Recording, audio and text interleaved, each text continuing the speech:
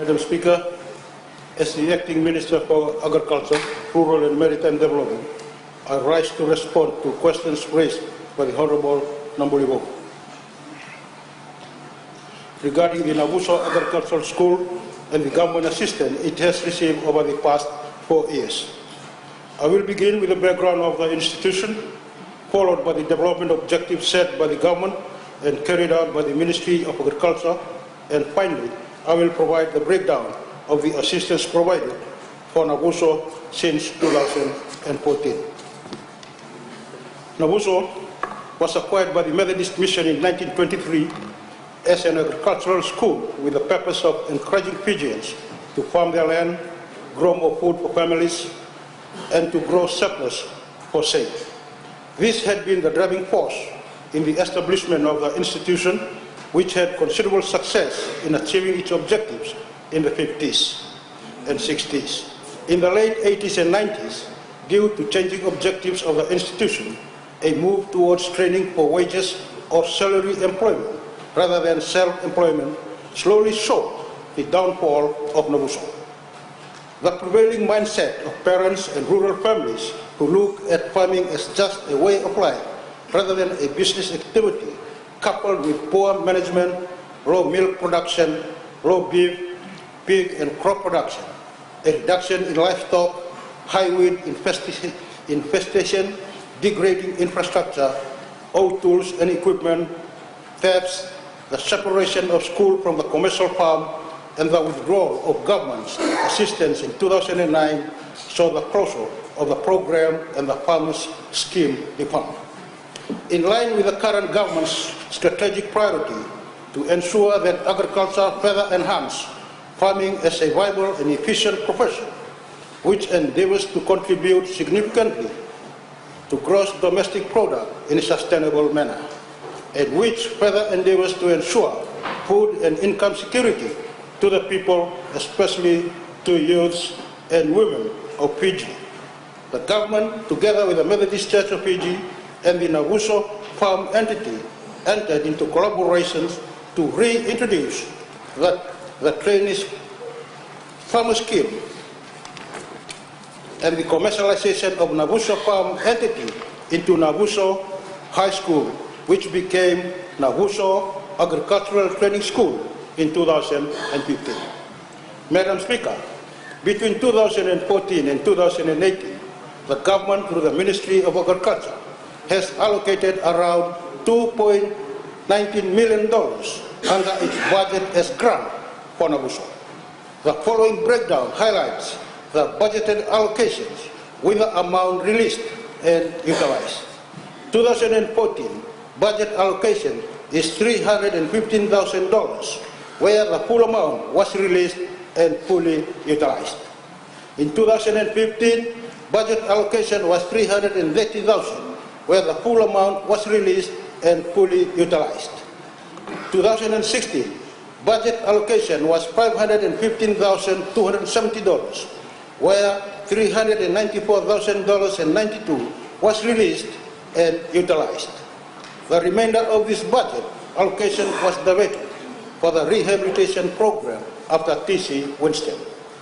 2016 and 17 budget allocation was $515,270, where the full amount was released and utilized.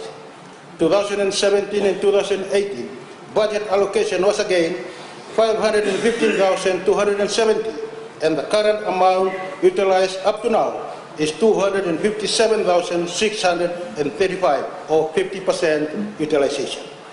There was a significant increase in the budgeted allocation during the mentioned period, and the amount released together with the utilization rate also saw significant increase over those years.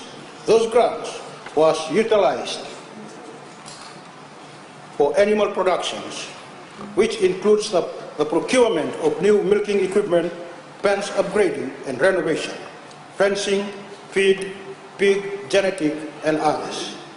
Crop production, the procurement of insecticides, fertilizers, seedlings, seed, weedicides, and others. Aquaculture, the procurement of feed, stock, and others.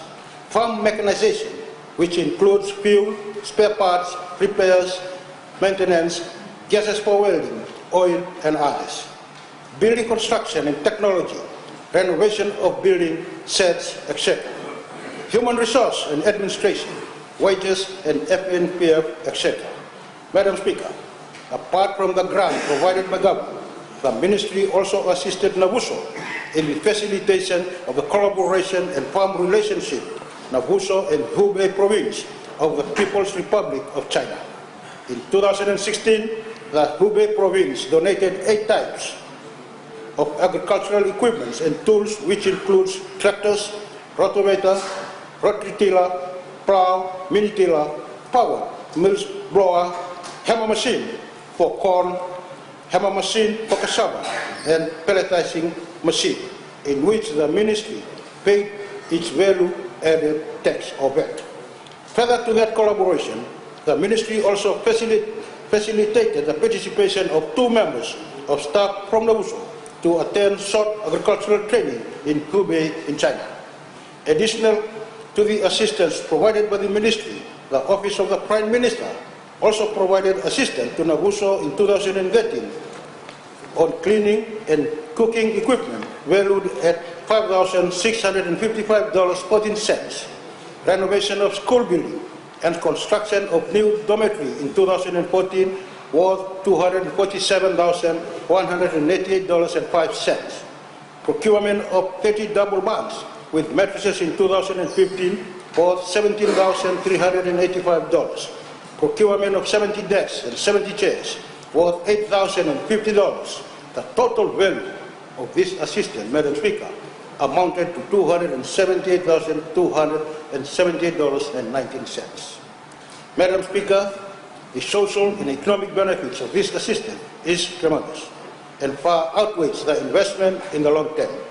First, it provides opportunity for young farmers, school dropouts, and those interested in farming to uplift their skills and knowledge in making use of their land and farming as a business. These effects will trickle down to more production, income and food security, address unemployment, which further contributes to economic development and growth. Since 2016, the total enrollment for NAVUSO Agricultural School was 98, where 41 were of Year 1, 25 for Year 2, 16 for Year 3, and 16 for Year 4. All Year 4 students graduated from NAVUSO in 2016.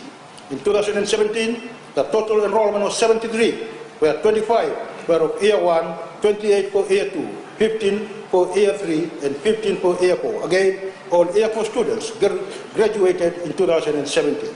This year, the total enrollment is 80, where 36 is for Year 1, 17 for Year 2, 16 for Year 3, and 11 for Year 4.